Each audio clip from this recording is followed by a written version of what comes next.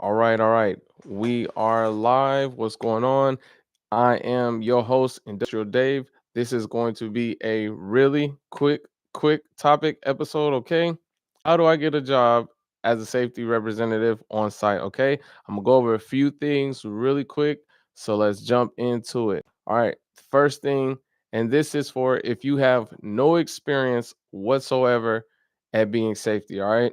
So by the way, I am old school. I write everything down, okay? I'm not big on the technology. Give me a chance. I'm trying to catch up, all right? So, the first thing that I want to get into is get on a big construction site, okay? If you're able to get on a big site, there's going to be more people, you have more opportunity just because of the statistics, right? If you on a big site, more than likely they will have what's called first responders, all right? So first responders are they pretty much kind of work under the safety committee. So if there's a site with maybe two, maybe let's say 2,000 guys or 3,000 guys, there's only so many safety that could be on that job site, right? So maybe there might be five or maybe sometimes even four. So what the companies will do is they'll have a safety committee and they might meet once a week or sometimes three times a month, just depending, but get on the safety committee. And what you can do is you'll become a first responder. So if somebody gets hurt on site, you could be the first one on the scene and you will get to work side by side with the safety. They'll teach you the way that they do things and you could get to help people, right? What else can you do? All right. Ask the foreman if you could participate in writing the JSAs, all right? They won't have any problem if you volunteer to write those. 90% of the guys in the field do not like writing JSAs, okay? So if you can work on your handwriting, be as detailed as you can, start writing them. I promise you, people will start looking and they're gonna want to know who's writing these. They're so make sure they're detailed, nice and neat, and the word will spread around quickly, okay? So that's the JSAs. So ask the site safety supervisor how you can participate, right? Just ask them like, "Hey, I wanted I want to join. I want to be part of the HSE. What can I do?" That's a always a good idea. Just ask, talk, talk, talk. All right? Eventually you will get the answer that you're looking for. Now, this one is a little bit more detailed. More than likely, if you're on a big job site or any type of industrial site, you have OSHA 10, get your OSHA 30, all right? Set aside 4 days. If you're in a union, more than likely the union will pay for your OSHA 30. But again, it is 7.5 hours a day.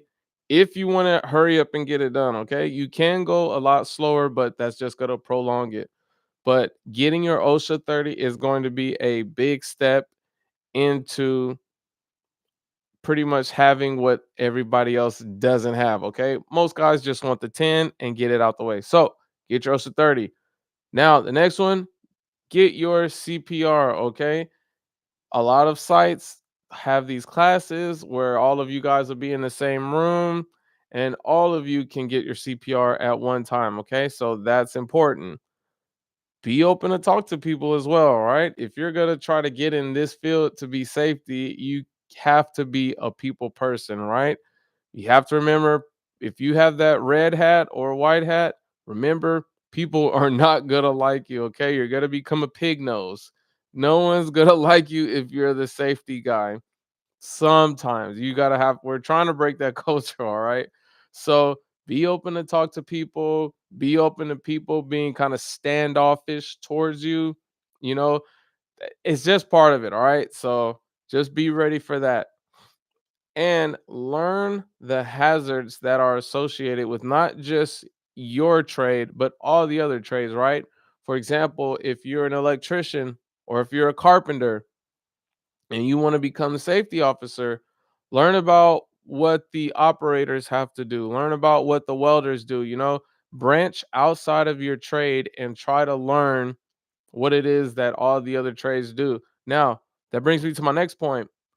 you will have a huge advantage over students who are coming fresh out of college that are getting degrees that want these jobs. These companies are starting to turn and go towards the tradesmen just because they have the experience and the knowledge and they know what's going on the job as far as trying to hire somebody straight out of school who has no idea what's going on, okay? Pun intended. So, if you are a tradesman, these companies love when you guys want to go into safety, okay? So keep that in mind. If you are good at your trade, you've been in for 10, 15, 20 years, you have a big idea what's going on, and you have a huge leg ahead of most of these guys that are coming straight out of college and want to become safety officers. All right. Now, the last one, the money. What is the money like? Okay. If you are on a big construction site that's union, now this is kind of a hit and miss. Okay. If you go into safety, you're going to have pretty much two options where you're going to have to go with the company and negotiate your wage, which I don't necessarily like. That's what I do now. Or you could get lucky and get with a union contractor who will pay into your benefits. Now, if they do that, you can either ask for, usually try to ask for general foreman's wages. Okay. So if it's a traveling site, ask for the GF wages.